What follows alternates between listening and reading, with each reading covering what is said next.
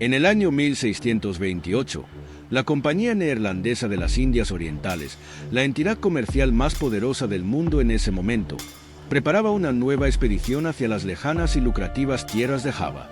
A bordo de la nave Batavia, una joya de la ingeniería naval de la época, viajarían 341 personas, marineros endurecidos por el mar, soldados dispuestos a proteger la valiosa carga de especias, nobles comerciantes con ambiciones de riqueza y familias enteras que soñaban con una nueva vida en el otro extremo del mundo. El Batavia era un barco imponente, de 50 metros de eslora, cargado con toneladas de mercancías preciosas, joyas, telas finas y lingotes de plata destinados a financiar el comercio en las colonias. Pero no solo transportaba riquezas. A bordo también iban los ingredientes perfectos para una tragedia: poder, ambición, locura y la desesperación de hombres encerrados durante meses en un cascarón de madera en medio del océano. El comandante del viaje era Francisco Pelsaert, un comerciante experimentado pero de carácter débil, poco acostumbrado a imponer disciplina en situaciones extremas.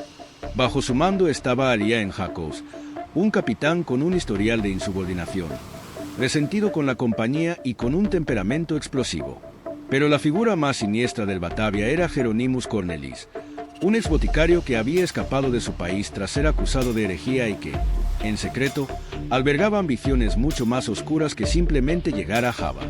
Desde el inicio de la travesía, el ambiente a bordo era tenso. El viaje sería largo, más de 8 meses cruzando mares infestados de tormentas, piratas y enfermedades, donde cualquier error podía significar la muerte. Pero lo peor no venía del exterior, sino desde dentro. El resentimiento, la codicia y el desprecio entre oficiales y marineros empezaron a crecer como una infección silenciosa. Jacobs y Cornelis encontraron en el viaje la oportunidad perfecta para llevar a cabo un plan siniestro. Querían apoderarse del Batavia, asesinar al comandante y desviar la nave para convertirse en piratas, saqueando el comercio neerlandés en los mares del sur. Para ello, comenzaron a manipular a los marineros, alimentando el odio hacia Pelsaert y su supuesta incompetencia.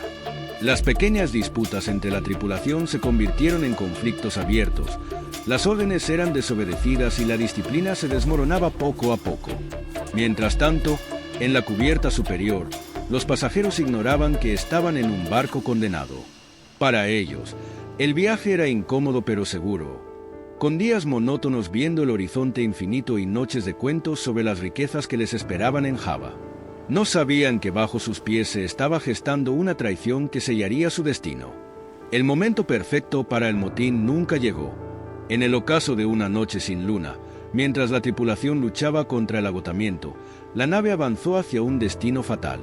Una corriente traicionera la empujó directamente hacia un arrecife sumergido, invisible en la penumbra. Con un crujido espantoso, la madera del casco se partió como si fuera de papel. Un estruendo sacudió el barco de proa a popa, lanzando a la gente contra las paredes. El Batavia había encallado en medio de un laberinto de arrecifes. El sueño de riquezas y poder se había convertido en una pesadilla. Y lo peor aún estaba por venir. La calma que siguió al impacto fue breve, casi irreal. Un silencio extraño se apoderó de la tripulación antes de que la realidad los golpeara con toda su brutalidad. El Batavia, inmóvil en las aguas traicioneras de los arrecifes de Houtman-Abrolhos, se estaba partiendo. El agua empezó a filtrarse por las grietas del casco, subiendo implacablemente por las bodegas donde se guardaban las provisiones y la preciada carga de la Compañía Neerlandesa de las Indias Orientales. El caos estalló de inmediato. Gritos de desesperación, órdenes contradictorias y cuerpos corriendo en todas direcciones. Algunos marineros intentaron bajar los botes salvavidas, pero el pánico los llevó a actuar con torpeza. Las embarcaciones auxiliares se hundieron antes de tocar el agua o quedaron atrapadas en las sogas, inutilizadas. Las mujeres y los niños, aterrorizados, se aferraban a lo que podían, mientras el barco se inclinaba peligrosamente. El comandante Pelsaert trató de tomar el control, pero su autoridad se desmoronaba con cada minuto. El capitán Jacobs no le prestaba atención, y Cornelis, en lugar de ayudar, observaba con una inquietante calma la escena de desesperación. Para él, esta catástrofe era la oportunidad que necesitaba. A medida que la noche avanzaba, la situación se volvía más desesperada. El Batavia no se hundía de inmediato, pero cada ola que golpeaba el casco lo debilitaba aún más. Las raciones de agua potable estaban contaminadas con sal, y los barriles de provisiones comenzaron a flotar fuera de la bodega, llevándose consigo la poca esperanza de sobrevivir a largo plazo. En la madrugada, cuando la luz del amanecer reveló la magnitud del desastre, Pelsaert tomó una decisión desesperada: abandonar el barco. Utilizando los pocos botes que quedaban intactos, ordenó evacuar a las personas más importantes, los oficiales, algunos soldados y un puñado de pasajeros selectos. Los botes partieron en dirección a la costa, dejando atrás a cientos de personas varadas en el casco del Batavia, aún encallado en el arrecife. El agua subía, los mástiles crujían, y los que quedaban a bordo sabían que su única oportunidad era nadar hasta las pequeñas islas cercanas. Hombres, mujeres y niños se lanzaron al mar, luchando contra la corriente y los arrecifes filosos que desgarraban sus cuerpos con cada brazada.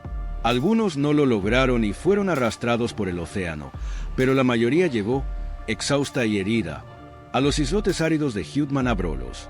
Lo que no sabían era que estos islotes no eran un refugio, sino una trampa mortal. No había agua dulce, apenas unos pocos animales para cazar y ninguna manera de contactar con el mundo exterior. Habían escapado del naufragio, pero el verdadero infierno apenas comenzaba. Mientras los sobrevivientes intentaban comprender su destino, Cornelis ya había tomado una decisión. Si la muerte era inevitable, él decidiría quién viviría y quién no.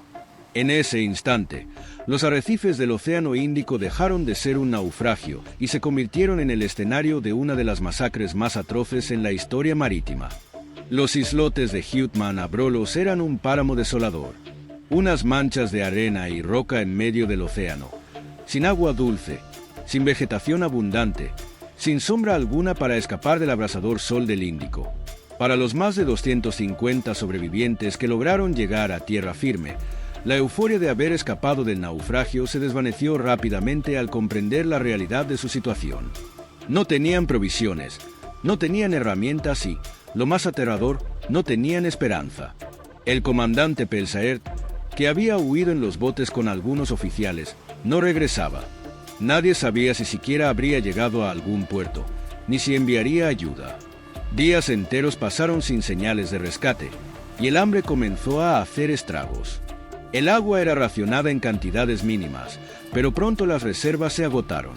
Los más débiles, los heridos y los enfermos fueron los primeros en sucumbir.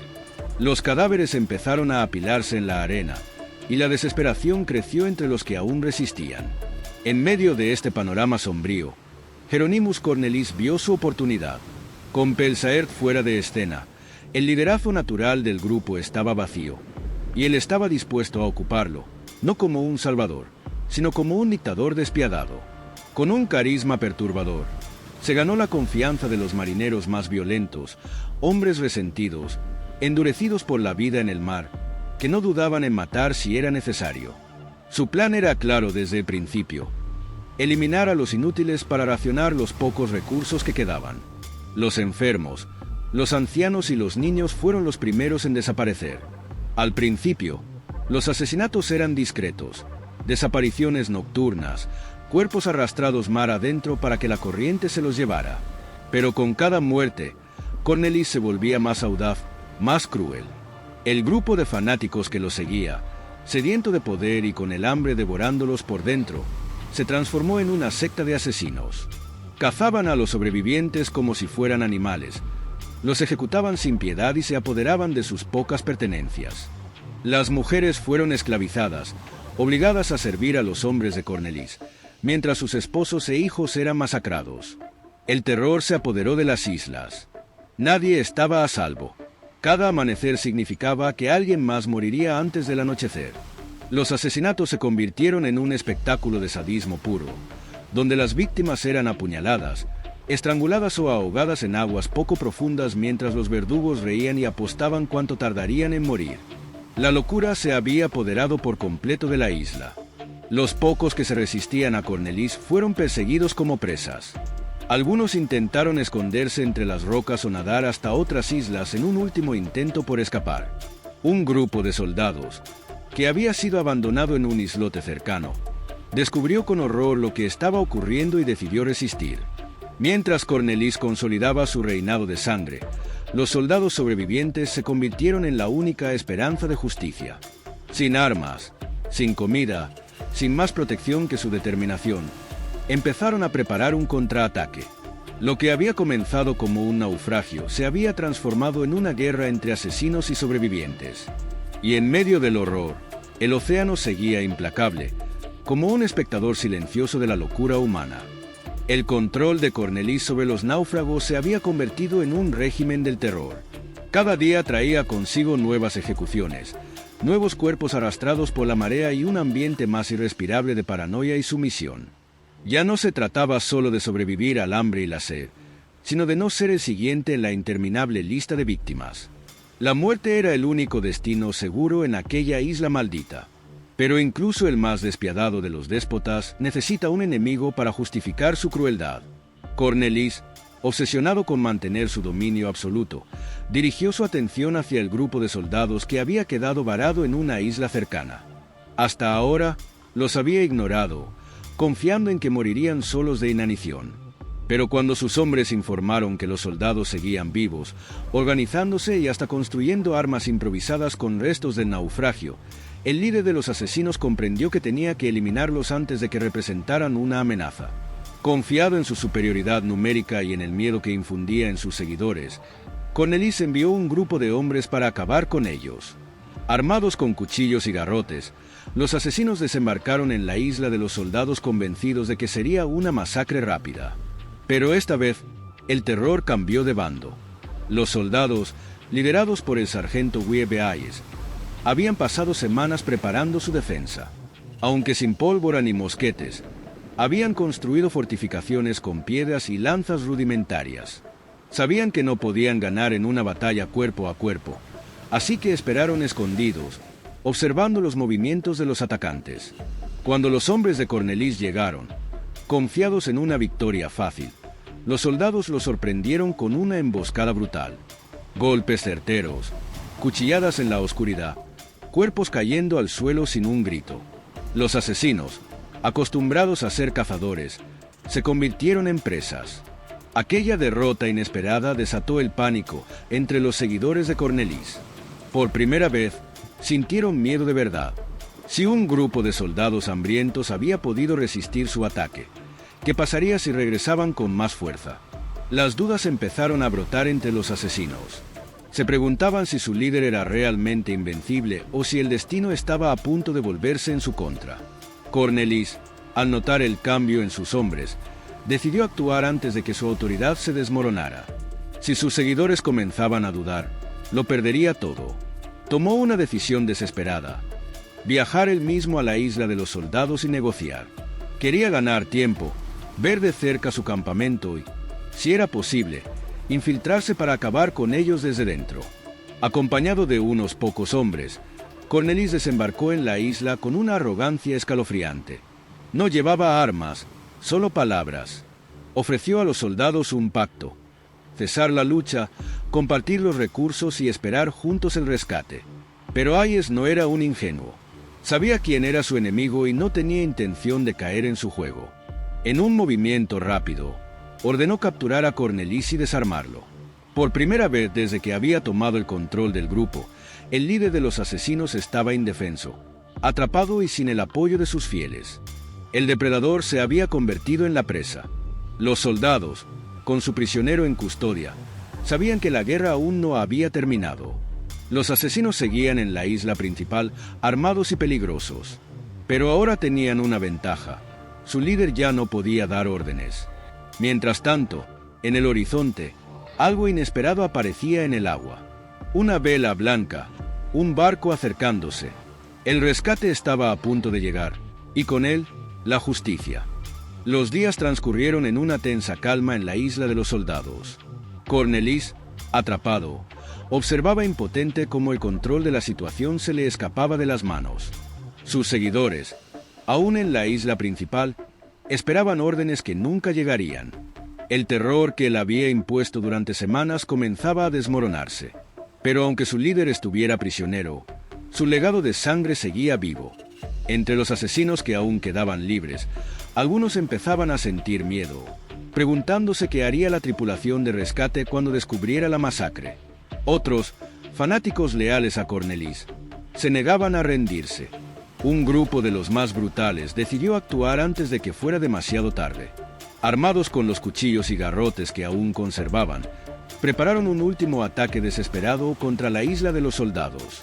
Si Cornelis no podía darles órdenes, actuarían por su cuenta. La batalla final fue un baño de sangre.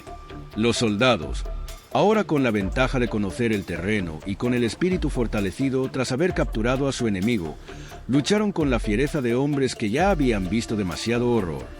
Los asesinos, debilitados por el hambre y la incertidumbre, atacaron con una brutalidad ciega, pero sin estrategia ni liderazgo.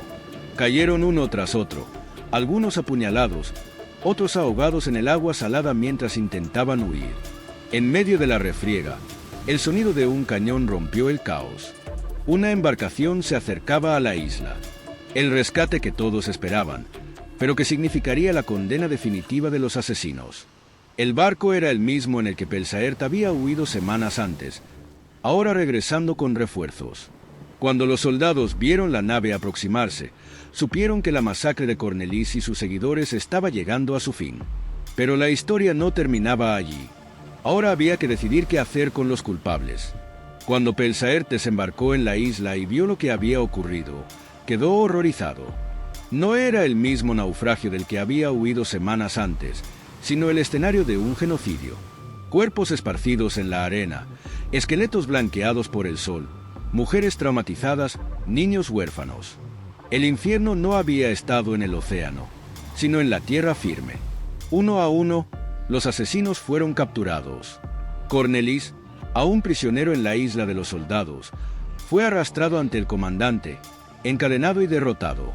Su arrogancia se había desvanecido, pero sus ojos aún reflejaban la locura de un hombre que había probado el poder absoluto. El juicio fue rápido y brutal. Pelsaert no tenía intención de mostrar piedad. Las pruebas del horror estaban por todas partes. Testimonios de los supervivientes, los huesos desperdigados en la arena, las marcas de sangre en la roca. No había escapatoria para los culpables. Los castigos fueron ejecutados sin demora. Cornelis y sus principales secuaces fueron ahorcados en la misma isla, donde habían gobernado con terror. Sus cuerpos, en lugar de ser enterrados, fueron dejados expuestos como advertencia. Otros asesinos fueron castigados de manera aún más cruel. Dos de ellos, considerados demasiado peligrosos para regresar a la civilización, fueron abandonados en la costa australiana sin armas ni provisiones, condenados a morir de hambre o devorados por las criaturas del desierto. Los pocos supervivientes fueron llevados de vuelta a la colonia, pero el trauma del Batavia los perseguiría para siempre. Con el paso de los años, el relato del naufragio del Batavia se convirtió en una leyenda oscura. El horror de lo que ocurrió en aquellas islas nunca fue olvidado. Siglos después, en el siglo XX, arqueólogos descubrieron los restos del Batavia en el fondo del mar. En su interior, aún se encontraban los lingotes de plata que jamás fueron saqueados, los restos de un viaje que estaba condenado desde el principio. Los huesos de las víctimas también fueron hallados en la isla, una prueba de que la barbarie del hombre puede superar incluso a la furia del océano. El naufragio del Batavia no fue solo un desastre marítimo. Fue una historia de traición, locura y desesperación. Una prueba de que, cuando la civilización desaparece, la verdadera naturaleza del hombre se revela. Y en aquella isla maldita, el eco de los gritos de las víctimas sigue flotando en el viento.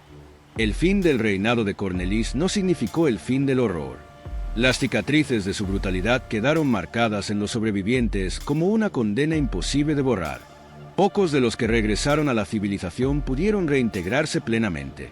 Los niños que presenciaron los asesinatos crecieron con el peso de un pasado insoportable, y las mujeres esclavizadas jamás pudieron olvidar los días en que fueron tratadas como meros objetos. El regreso a la colonia neerlandesa no fue un alivio, sino una extensión del sufrimiento. Las autoridades no recibieron a los sobrevivientes con compasión, sino con desconfianza.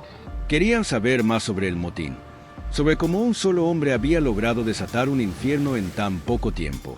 Algunos náufragos fueron tratados como cómplices, otros fueron cuestionados sobre por qué no habían intentado detener a Cornelis antes. La culpa, el miedo y la vergüenza pesaban tanto como el hambre que habían sufrido en las islas.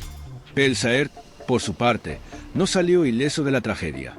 Aunque regresó como el hombre que puso fin a la masacre, sus superiores no vieron su historia como un acto heroico, sino como una humillación para la Compañía Neerlandesa de las Indias Orientales. Había perdido una valiosa carga de plata y mercancías, y en una empresa movida únicamente por la ambición, eso era imperdonable. A pesar de haber capturado y castigado a los asesinos, fue sometido a un juicio interno por su supuesta falta de liderazgo. Lo degradaron, le arrebataron su prestigio y murió poco después, enfermo y sin honor. Su historia, sin embargo, quedó ligada para siempre al Batavia. Fue el hombre que vio el horror y trató de enterrarlo, pero terminó siendo enterrado por él. Siglos después, la tragedia del Batavia no fue olvidada. En las áridas islas de Hout a Brolos, el tiempo no pudo borrar las huellas de la masacre. Cuando en el siglo XX los arqueólogos comenzaron a excavar, lo que encontraron no fue solo el barco hundido, sino las tumbas de quienes jamás pudieron escapar. Los esqueletos desenterrados mostraban la brutalidad del pasado. Cráneos fracturados por golpes mortales, huesos con marcas de cuchillos, restos de cuerpos abandonados en la arena. La isla misma era un cementerio sin nombre, donde el sol seguía iluminando los pecados de aquellos días. El Batavia fue reconstruido en los Países Bajos como un barco museo, pero los ecos de su historia siguen resonando en los mares del Índico. Los marineros locales aún cuentan historias sobre sombras en la niebla, sobre lamentos que llegan con el viento, sobre la maldición que pesa sobre el lugar donde la humanidad mostró su peor rostro. Pero la pregunta más aterradora sigue sin respuesta. ¿Fue el Batavia solo un caso aislado, o una prueba de lo que ocurre cuando la civilización se disuelve y el hombre queda a merced de sus propios demonios? El naufragio solo fue el comienzo. La verdadera tormenta ocurrió en la mente de aquellos que, en el abandono total, dejaron de ser hombres y se convirtieron en monstruos. El naufragio del Batavia es una de las historias más espantosas de la navegación. No fue solo un desastre marítimo, sino una demostración de lo que sucede cuando el instinto de supervivencia deja de ser humano y se convierte en puro salvajismo. La masacre en las islas de Hout a Brolos no fue solo el resultado de un accidente, sino de un plan premeditado por un hombre que, en circunstancias normales, jamás habría tenido el poder de decidir sobre la vida y la muerte de otros. La locura de Hieronymus Cornelis no nació en las islas, pero allí encontró el terreno perfecto para florecer. Con el tiempo, muchos historiadores han tratado de analizar su mente. ¿Era simplemente un oportunista sediento de poder? ¿O fue el hambre, la desesperación y el aislamiento lo que lo llevó a convertirse en un asesino despiadado? Algunos creen que su pasado como boticario le había dado conocimiento sobre venenos y alucinógenos, y que utilizó ciertas sustancias para manipular a sus seguidores. Otros sostienen que su personalidad ya era la de un psicópata, y que la falta de control y autoridad en la isla simplemente lo dejó actuar sin consecuencias. Lo cierto es que su historia no murió con él. Su nombre quedó grabado en la memoria de los sobrevivientes y en los documentos históricos, pero su sombra sigue presente en los restos de la tragedia. Incluso hoy, en las ruinas de la isla, arqueólogos han encontrado pruebas de la brutalidad de aquellos días, esqueletos con signos de tortura, armas improvisadas y tumbas ocultas. El impacto del Batavia fue tan grande que la Compañía Neerlandesa de las Indias Orientales cambió radicalmente su manera de operar. Se implementaron nuevas reglas para evitar que los barcos estuvieran tanto tiempo en alta mar sin supervisión, y se enviaron más inspectores para vigilar a los oficiales y evitar conspiraciones similares. Pero nada de eso pudo borrar lo ocurrido. A lo largo de los siglos, el Batavia se convirtió en una advertencia, una historia que los marineros contaban en las noches de guardia, no solo por el naufragio, sino por lo que ocurrió después. No fue el océano lo que condenó a los pasajeros, sino los propios seres humanos. Cuando en 1963 los restos del Batavia fueron hallados en el fondo del mar, la historia volvió a cobrar vida. Las maderas del barco aún conservaban la marca del impacto contra el arrecife, y en su interior, entre los objetos recuperados, se encontraron monedas de plata, clavos oxidados y armas olvidadas. Pero la verdadera prueba del horror estaba en tierra firme. Las islas, más de 300 años después, aún guardaban la memoria de la masacre. El hallazgo de los cuerpos confirmó los relatos más aterradores.